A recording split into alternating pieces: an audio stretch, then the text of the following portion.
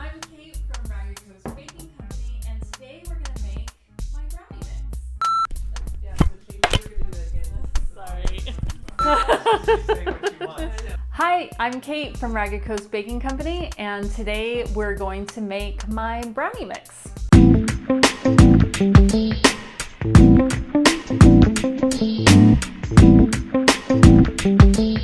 Okay, it's a one-pot mix. We're gonna mix it up in this saucepan. We're gonna start with 6 ounces of unsalted butter. I'm gonna go ahead and weigh my butter because I buy my butter in 1 pound bricks.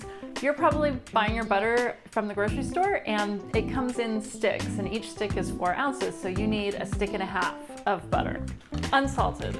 I do cut it up into little chunks because it helps it melt more evenly and actually quicker. So if I just put it in one big clump in there, some of it would melt while the other stuff was still hard, and the stuff that melted would heat up really fast and start to burn. So that's why we cut it up more.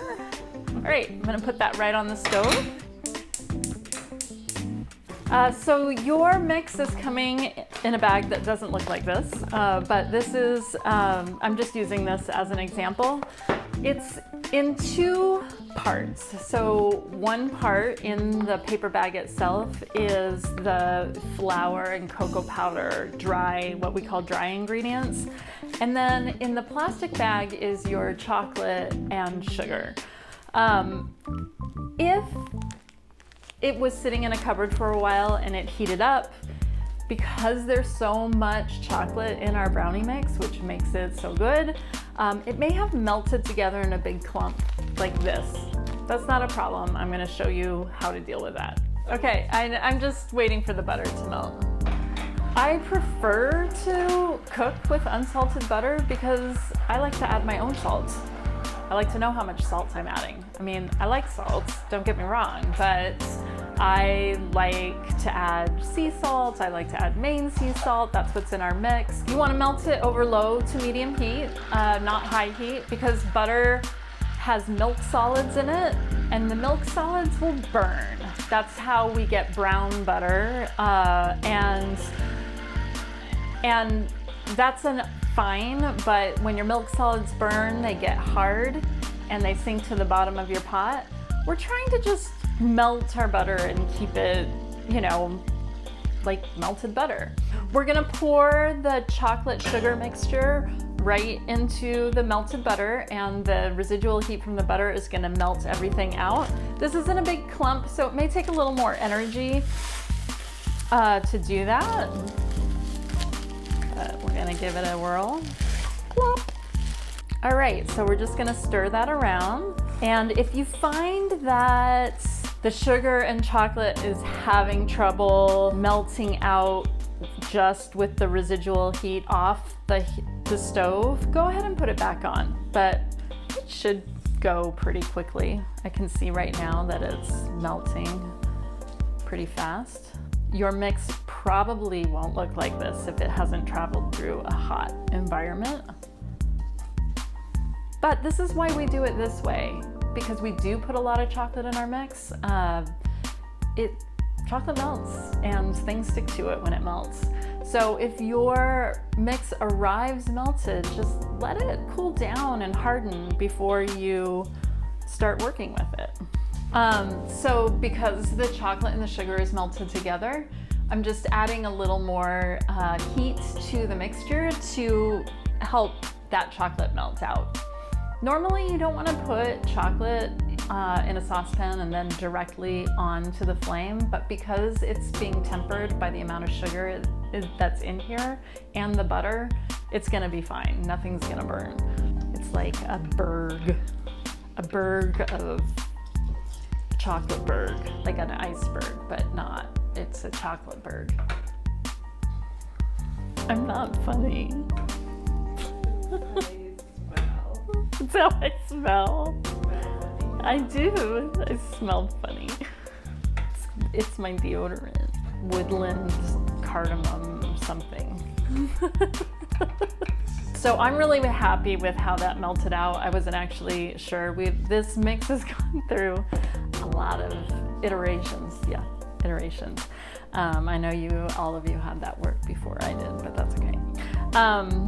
And we put the chocolate outside the plastic bag. We put the chocolate and the flour and the sugar and everything together, and that didn't work out right. And I really wanted to do it this way because I think it's best to melt the chocolate and the butter and the sugar together. It gives you a really fudgy brownie with a crackly top. But what we found was when we shipped it all over the country and to do our market research, it melted. It went to Texas, it melted. It went to Colorado, it melted. It went to California, it melted. And so I really needed to find a way to work with that. And this is the way. So we get to put all that chocolate and sugar, and if it's melted together, it doesn't matter because it's all going to go into it and become this nice liquid molten situation here. All right, so once we've melted that out, we're gonna add our eggs. So 3 large eggs, and we're gonna crack them right into the pot and whisk after each addition. Why do I do it this way? Some people don't like to crack their eggs directly into what they're making. Maybe they're afraid a little shell will get in there or something like that. That's fine. You can crack them into another little bowl or a measuring cup first and then put them in. If you do that, just mix them up and pour it in really slowly while you whisk. But I am trying to not have a lot of dishes to do, which is unusual for me. Usually I don't care. I care, but I have this wonderful husband that washes all my dishes. It's pretty great. Okay, so we have stirred this up really well. If you like that crackle top on your brownies, really give this a good whisk. If you don't care, if you like just a thin crackle top, just mix it until it's nice and smooth and stop there. Either way, there is gonna be a kind of crispy layer on top. All right, now we're gonna add the rest of our mix, which is the flour, cocoa powder, etc. Just pour it right in there.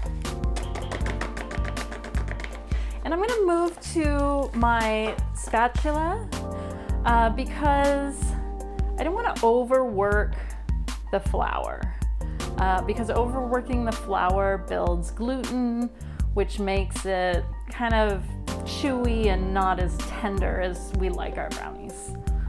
And just make sure you scrape the bottom to get all the bits and clumps. And again, you just wanna mix it, or you just want to stir it until it's just mixed. On the instructions, it calls for an 8x8 brownie pan. I left my 8x8 brownie pan at a friend's house a few weeks ago, and I can't remember which friend it was, so I think it's gone. So I just went out and bought a brownie pan at the grocery store. This is actually a 9x9. Okay, that's fine. We're gonna use it anyway.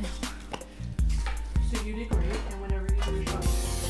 So I use cooking spray to grease my pan. I have had customers that swear by just lining it with parchment paper. That's fine too. The good thing about lining a pan with parchment paper, especially brownies that tend to be kind of gooey and sticky, is that when they're done, you can just lift them out. I think it's brilliant, actually. I don't know why I didn't do it this time, but I didn't. All right, get every little drop out of there. Okay, so I just shake it to kind of level it out, and that is ready to go in the oven. I have heated my oven to 350. I've left quite a lot of time for it to heat up, so your oven probably has a little indicator noise that says when it's heated up. I like to go, you know, maybe 10 or 15 minutes beyond that too, so I know that I'm at the right temperature. I'm gonna set my timer for 15 minutes. Okay, the brownies have been in the oven for 15 minutes. I'm gonna go ahead and test them for doneness. Use a wooden skewer like this, or a toothpick, or whatever you have, a fork, a barbecue skewer, whatever. Go ahead and go in, stick it right in the middle, and then pull it out. As you can see, I've got a few crumbs clinging to the skewer. That's exactly what we want. We don't want a clean skewer, and we don't want a skewer with wet batter on it. We want just this. So our brownies are done. I recommend letting them cool completely before cutting and consuming. I also understand the need to just dive right in. Just remember, like you saw before, there's a lot of chocolate in there, and all that chocolate is molten and hot. And if you shove a brownie in your mouth, as soon as they come out of the oven, you will burn your tongue. It's gonna happen, but maybe that's okay. So yes, I like to cool them completely. I just think the texture is better, they cut cleanly, and we can talk more about that later. But these brownies are done. If you have comments or questions, definitely put them down below. I love hearing from you guys. And like this video, and if you want to see more videos like this, go ahead and subscribe to this channel, and I will see you next time.